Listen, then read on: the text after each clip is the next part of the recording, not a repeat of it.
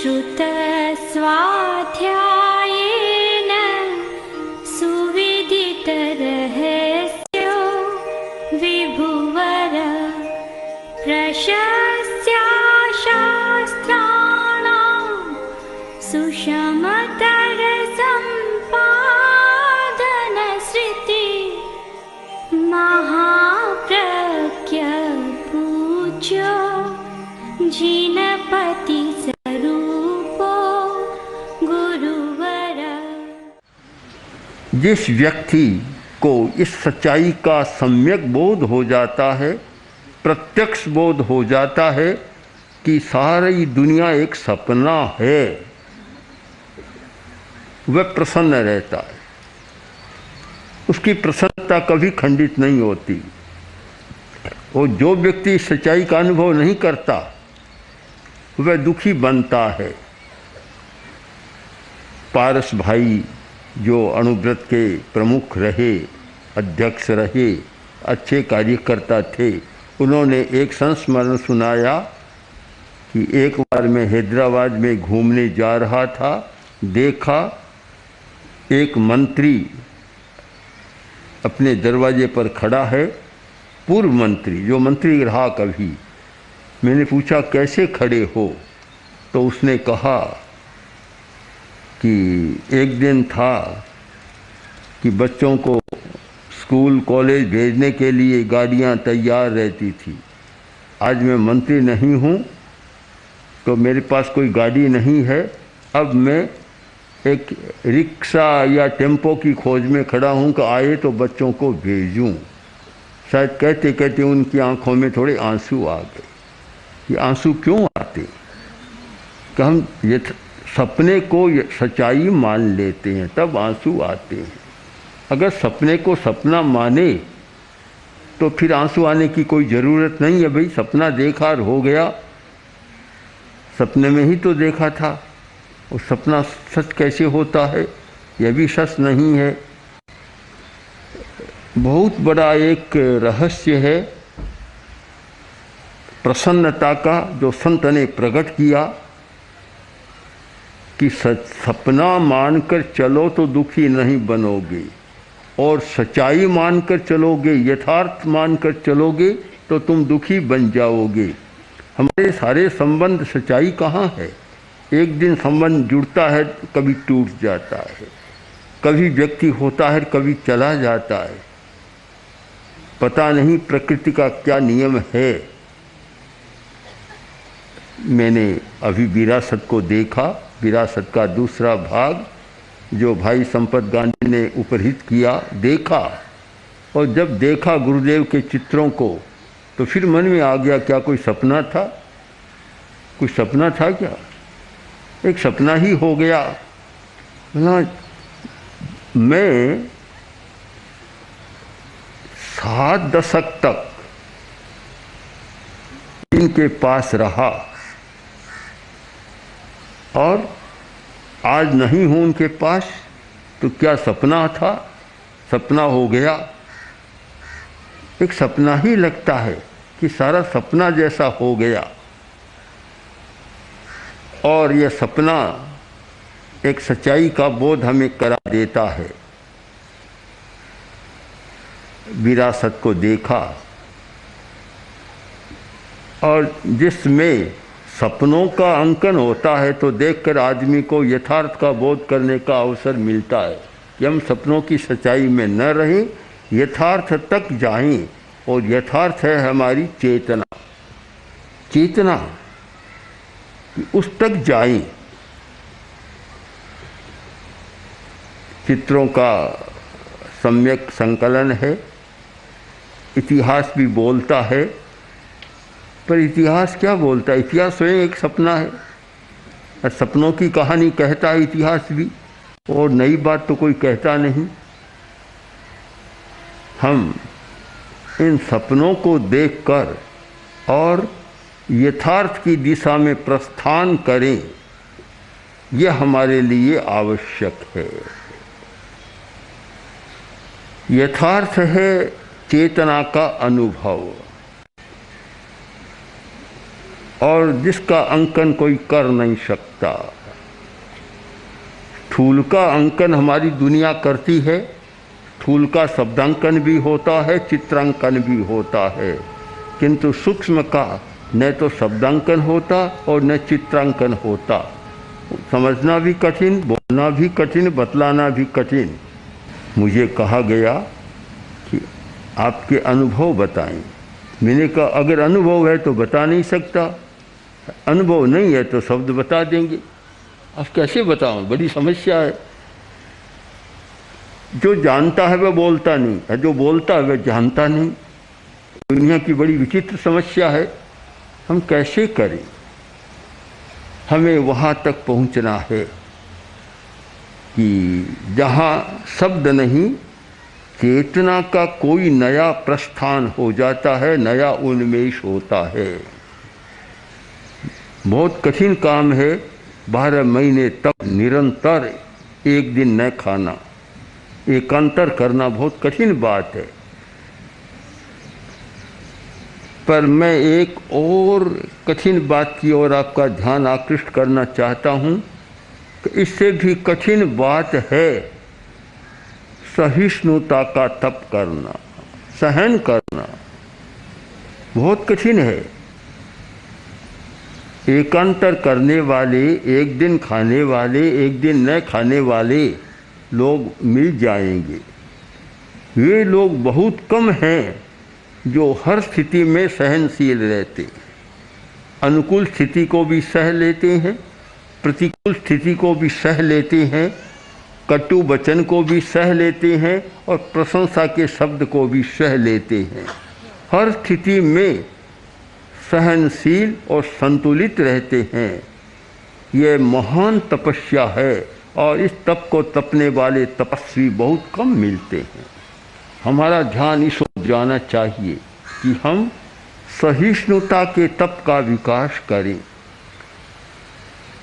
घर में लड़ाई क्यों होती है, संस्थाओं में लड़ाई क्यों होती है, और बड़ी बड़ी संस्थाओं जो देश और राष्ट्र का प्रतिनिधित्व करने वाली हैं उनमें भी लड़ाई क्यों होती है कि एक व्यक्ति दूसरे व्यक्ति को सहन करना नहीं जानता। अगर सहन करना जाने तो परस्पर में बड़ा सौहार्द और बड़ी मैत्री का भाव रह सकता है। सौहार्द में कमी आती है, मैत्री में कमी आती है। इसका मतलब सहन करना नहीं जानते। बस किसी ने थोड़ा सा कहा, इतने में तो आचार्य भिक्षु के शब्दों में जाने चढ़ो भाड़ में शू उछड़ियो, क्रोध माही हड़ फड़ियो, जाने चढ़ो भाड़ शू उछड़ियो, जाने भूंगड़ो भाड़ में शू उछड़ियो। थोड़ा सा कुछ कहा और ऐसे उछलता है। नई उपमा आचार्य भिक्षु ने दी कि ऐसा लगता है कि भड़ भूंजे की भाड़ में मानो कोई भूंग चना ही उछला है आकाश से, ऐसे उछल जाता है। कैसे प्रसन्नता रहे, कैसे शांति रहे, मन की प्रसन्नता, परिवार में शांति, वह कैसे रहे। सहिष्णुता का तप बहुत जरूरी है। और जो तपस्वी जिन्होंने कठोर तप तपा है, 12 महीने तक निरंतर एकांतर तप किया है, एक दिन नहीं खाया, 6 महीने खाया, 6 महीने नहीं खाया, इतना किया, उन लोगों के लिए तो ये बहुत ज़रूरी है कि वे कोरे भूखे न रहें, कोरा लंघन न करें, कोरा न खाने का व्रत न लें, उसके साथ साथ सहिष्णुता का व्रत लें। और ये बरसी तप का एक अनिवार्य अंग बन जाए कि बरसी तप कौन स्वीकार करेगा? जो सहिष्णु रहेगा, 12 महीना में कभी क्रोध नहीं करेगा, कोई अप्रिय व्यवहार नहीं करेगा, कोई कलह नहीं करेगा, कदाग्रह नहीं करेगा, उसी व्यक्ति को ये बरसी तप करने का अधिकार है। आचार संहिता ये बन जाए तो समाज का कितना भला हो जाए, परिवारों का भला हो जाए, कितना अच्छा हो जाए। जापानी सम्राट याकोमा, उनके प्रधानमंत्री वृद्ध प्रधानमंत्री हो गए, बहुत ही प्रसिद्ध मंत्री रहे, किंतु अब वृद्ध हो गए ओचो सान एक दिन सम्राट अचानक उनके घर पहुंच गया। प्रधानमंत्री काफी वृद्ध थे, असमर्थ भी हो गए थे, बोलने में भी कठिनाई होती थी। सम्राट का स्वागत किया और पूछा, आपने अचानक कृपा कैसे की? सम्राट ने कहा, मैंने तुम्हारे परिवार के सौहार्द के बारे में बहुत कहानियाँ सुनी, बहुत प्रशंसा सुनी है कि ऐसा सौहार्दपूर्ण व्यवहार वाला परिवार मिलना मुश्किल है। तो मन हो गया कि मैं साक्षात जाकर देखूं, क्या ऐसे परिवार जो इतना सौहार्दपूर्ण जीवन जीते हैं, जिसमें कभी कोई कटु व्यवहार नहीं होता, कभी लड़ाई झगड़ा नहीं होता, कभी परस्पर में मन मुटाव नहीं होता, ऐसे परिवार हों तो सचमुच उन परिवारों को देखने के लिए महाश्रमणी भी जा सकते हैं कि ऐसे परिवार हैं। महाश्रमणी भी जा सकती है कि ऐसे परिवार हैं कि जहाँ कुछ ऐसा सौहार्द है परस्पर में, हर व्यक्ति के लिए वह दर्शनीय परिवार बन जाता है। तो सम्राट ने कहा, मन में आया कि देखूं और जानूं कि इस सौहार्द का रहस्य क्या है। और फिर बात, परिवार भी छोटा नहीं, आजकल तो संयुक्त परिवार कम होते जा रहे हैं। कितनी समस्याएं पारिवारिक विघटन से पैदा हो रही है, पर भी संयुक्त रह नहीं सकते। और संयुक्त परिवार में जो गौरव था, जो सुविधाएं थी, वे बिछुड़े हुए परिवारों में कहाँ मिलती है। फिर भी विघटन हो रहा है परिवारों का कारण कि एक दूसरे को सहन नहीं कर सकते, भाई भाई को सहन नहीं कर सकता, पिता पुत्र को सहन नहीं कर सकता, और तो क्या पति पत्नी भी सहन नहीं कर सकते। ऐसा भी हमने देखा है, पत्नी अलग रसोई पकाती है, पति अलग रसोई पकाता है, एक दूसरे को सहन नहीं कर सकते। इसीलिए तो सारा विघटन हो रहा है। छोटा परिवार नहीं था, प्रधानमंत्री का परिवार कितना बड़ा था कि उसमें 1000 आदमी थे। 1000 आदमियों की रसोई एक साथ पकती थी और 1000 आदमी एक साथ रसोई खाते थे। कभी कभी तो कहते हैं बारात में 100-200 आ गए, उनके तो रोज़ की बारात थी। वहाँ पूरे दिन भर 1000 आदमियों का रसोई होना, खाना कितना बड़ा काम था। और शायद इतना पंडाल तो उनको 1000 आदमियों को खाने के लिए चाहिए, उनका रसोई घर भी इतना बड़ा चाहिए, खाने का घर भी।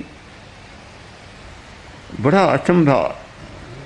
सम्राट ने कहा, प्रधानमंत्री बताओ इसका रहस्य क्या है। प्रधानमंत्री को बोलने में कठिनाई हो रही थी। पास में पोता बैठा था, संकेत किया कि पन्ना पेंसिल लाओ। पन्ना लाया, पेंसिल लाया, हाथ में दे दी, लिखने लगा। पन्ना भर गया, 100 बार लिखा, 100 शब्द लिखे, पर शब्द 100 नहीं थे, शब्द एक ही था, सहनशीलता। एक ही शब्द लिखा 100 बार, सहनशीलता, सहनशीलता। महाराज, हमारे सौहार्द का रहस्य है सहनशीलता। हमने एक दूसरे को सहन किया है, और वही कारण है कि आज हम 1000 लोग एक साथ रहते हैं, बड़े आनंद के साथ रहते हैं। और हमारी एक बड़ी शक्ति है, परिवार की शक्ति। क्या कोई ओचो सान जैसा घर का मुखिया मिल सकता है जो 1000 आदमियों को एक साथ बांध कर रख सके? 1000 को छोड़ दे 100 को भी रख सके। अरे 100 को छोड़ दे 2 को भी बांध कर रख सके तो बड़ी बात होगी। आज तो 2 भी साथ में नहीं रह सकते हैं। मैंने देखा, एक घर में गया, बड़ा मकान था, बड़ा भवन था, और बीच में देखा एक भींत खींची हुई है, बद्दी लग रही थी। मैंने कहा ये क्या? कि पहले हम साथ में रहते थे, बंटवारा हो गया, इसलिए अभी बीच में भींत खींच दी गई है। मैंने मन ही सोचा कि तुम्हारा बंटवारा तो हुआ, पर मकान का बंटवारा भींत की मकान की शान को क्यों बिगाड़ा? और तो सब ठीक है। हमारी चेतना की एक रश्मि, चेतना का एक उन्मेष जागृत हो जाए कि सपना है, सपना, और सपने को हम सच नहीं माने। कोई कटु कहता है माने भी यह भी सपना है, हम सच क्यों मानते हैं? हर बात को सपना माने। संयोग है वह सारा सपना ही है, संयोग वियोग का सपना है। सच क्यों माने, यथार्थ क्यों माने? बस सपना मानकर इस बात को हम समाप्त कर दें, एक क्षण में बात समाप्त हो जाती है। मेरे पास बहुत लोग समस्या लेकर आते हैं कि आपस में ये झगड़ा, भाई ने मेरे साथ ऐसा कर दिया, पिता ने भी मेरे साथ ऐसा कर दिया। तो मेरा तो एक ही सूत्र है, मैं उनको बताता हूँ कि बस तुम ये मानो कि दुनिया में सब कुछ होता है। हमारी दुनिया है, सपने की दुनिया है, उसमें सब कुछ होता है। तुम असंभव क्यों मान रहे हो कि ऐसा कैसे हो गया, अमुक ने ऐसा क्यों कर दिया? दुनिया है, सपना है, और सपने में तो सब कुछ होता है।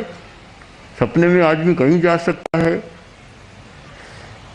परी का सपना देखा, आदमी सो रहा था, सपने में देखा परी आकाश में उड़ा कर ले जा रही है।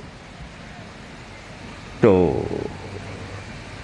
परी ने पूछा, आदमी ने पूछा परी से कि तुम कहाँ ले जा रही हो? परी बोली, सपना तुम देख रहे हो कि मैं देख रही? सपना तो तुम देख रहे हो और मुझे पूछ रहे हो कि कहाँ ले जा रही हो? हम दुनिया के सच्चाई को, सत्य को समझने का प्रयत्न करें, और सच्चाई यह है कि नश्वर में जो अनश्वर है उसे खोजने का प्रयत्न करें।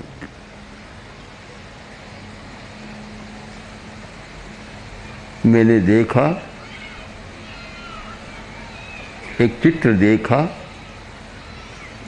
जिससे वात्सल्य रस का शायद अनुपम उदाहरण मानता हूँ। ऐसा उदाहरण शब्दों में भी मुश्किल है, चित्रों में आपको नहीं मिलेगा। जिस दिन मैंने बीकानेर के बाहरी प्रांगण में, विशाल प्रांगण में, जहाँ 20-30 हज़ार लोगों की उपस्थिति होगी, गुरुदेव के दर्शन किए, और बैठा था, बैठे बैठे गुरुदेव ने अकस्मात पता नहीं क्या भीतर में भाव उमड़ा और मुझे अपने बाहों में भर लिया। मैंने देखा कि एक सपना ही था, किंतु सपना नहीं, उसमें भी एक सच्चाई थी। सच्चाई, हम केवल चित्र को न देखें, केवल सपनों को न देखें, उस चित्र में भी जो सच्चाई है उसे पकड़ने का प्रयत्न करें।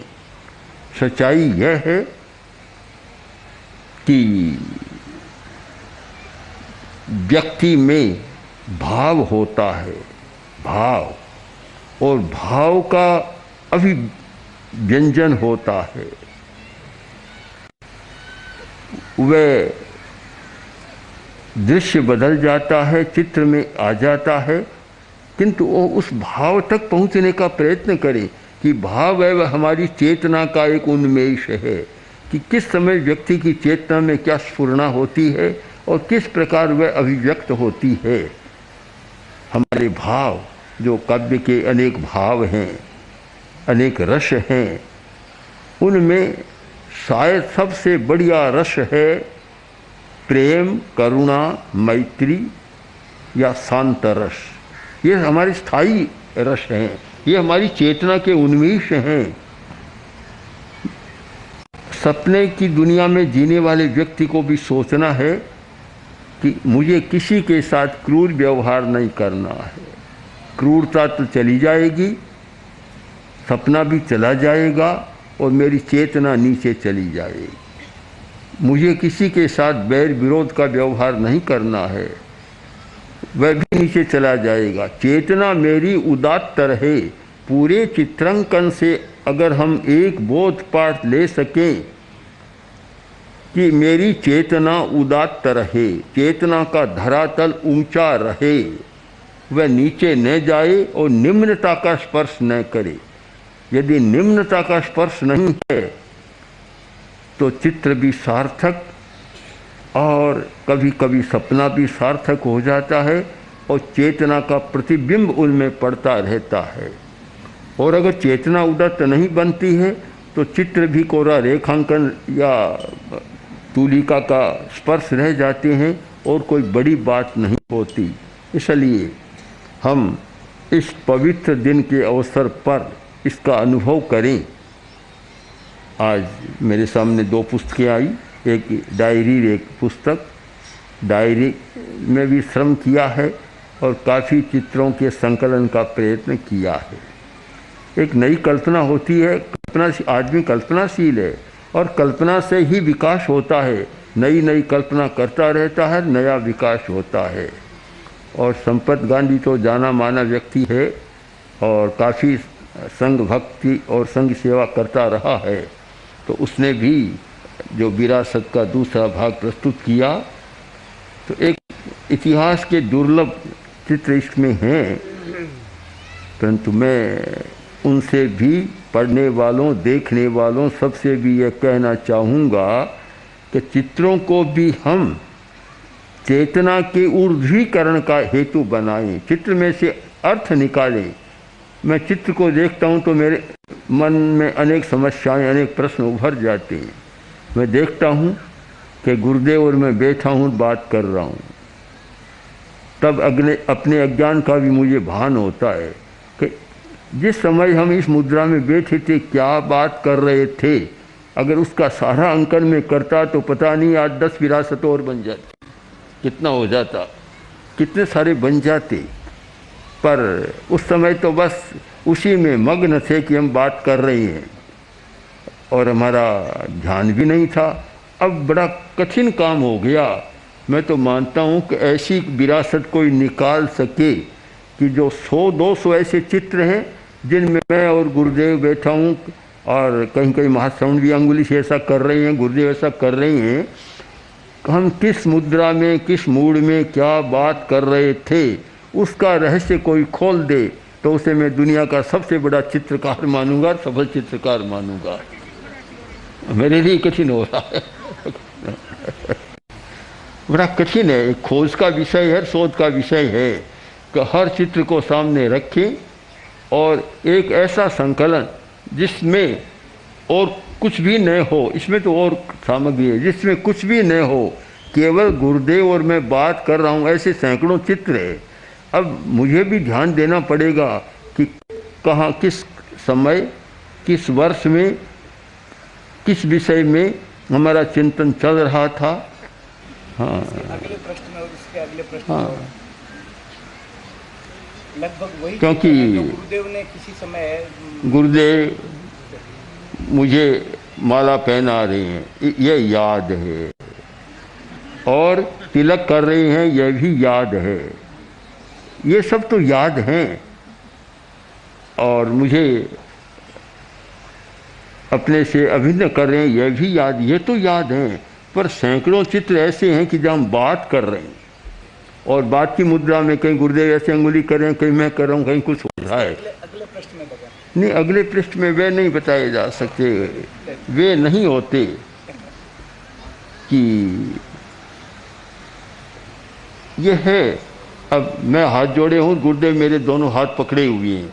अब क्या प्रसंग चल रहा है, क्या होता है, बस एक बड़ा इतिहासकार खोज का विषय है। अगर मैं भी खोज पाऊंगा तो सौभाग्य मानूंगा। कोई दूसरा कैसे खोज पाएगा? दूसरा तो इतना बता सकता है कि अमुक जगह, अमुक क्षेत्र में ये हुआ, इतना भी आ जाए तो भी बड़ी बात है। ओम श्री महाप्रज्ञ गुरवे नमः। ओम श्री महाप्रज्ञ गुरवे नमः।